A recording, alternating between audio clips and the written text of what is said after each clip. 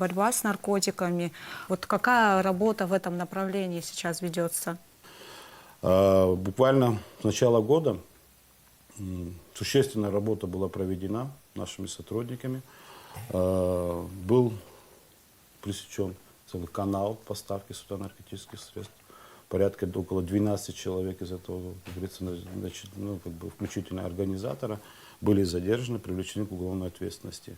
Был также выявлен источник происхождения этого, как говорится, наркотического канала. И, соответственно, он находится за рубежом, но нам прилагаются все усилия для того, чтобы достать до него. И, соответственно, как говорится, да, вот буквально на днях я тоже впервые, наверное, так скажем, обратился к нашим узбекским коллегам для того, чтобы для оказания помощи. Надеюсь, что у нас этот контакт получится и, соответственно, мы сможем получить какой-то результат. Потому что ранее у меня была тоже встреча с официальным представителем служб, таких же служб, как у нас. Там же также, кстати, называется служба государственной безопасности.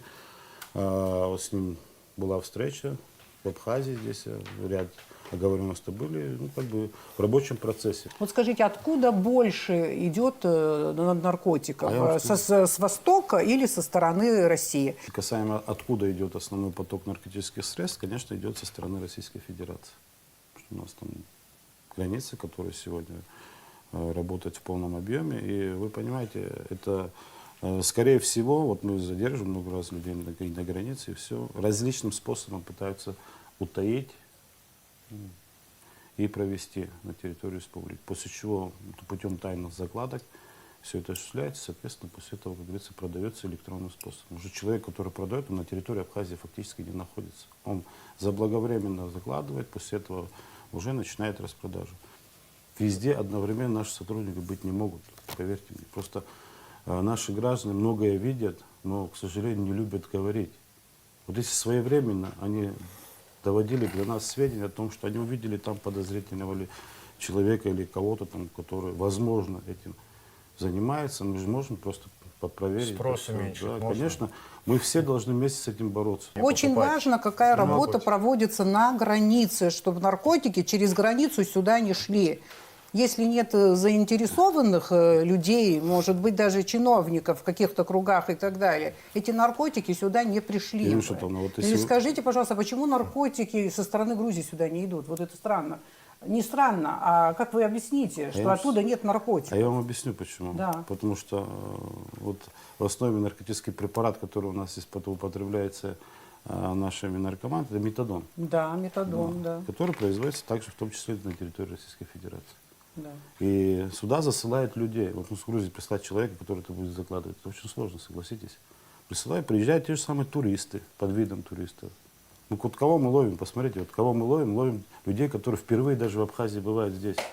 Молодые люди, студенты, различные такие нуждающиеся люди, которые попадают в эти сети.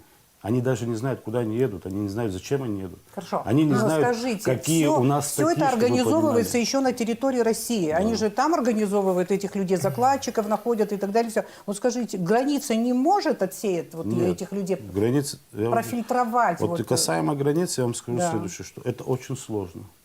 На границе мы проводим мероприятия. Вы знаете, сколько раз мы задерживаем. Как, если точечно не знаю, что человек именно вот этот выявлен, и он его везет, сегодня у нас пересекают границу, чтобы вы понимали, большое количество людей. В настоящее время у нас мы все рекорды. Нам должна российская граница помочь, понимаете? Одна наша граница. Вы знаете, как тщательно каждого проверять практически невозможно. Но все-таки, когда есть большой спрос, бороться с этим очень сложно только вот в одном направлении. Наверное, надо подойти еще и с другого направления, как-то уменьшить спрос внутри у нас. То есть это воспитательная работа. Или... Если позволите, воспитательная работа навряд ли поможет. Да. Навряд ли поможет, потому что мы трудно воспитываем, иногда бывает, особенно наша молодежь. Но я вам скажу следующее. Наверное, скорее всего, для решения данного вопроса необходимо применить определенную методику, хотя бы лечения их.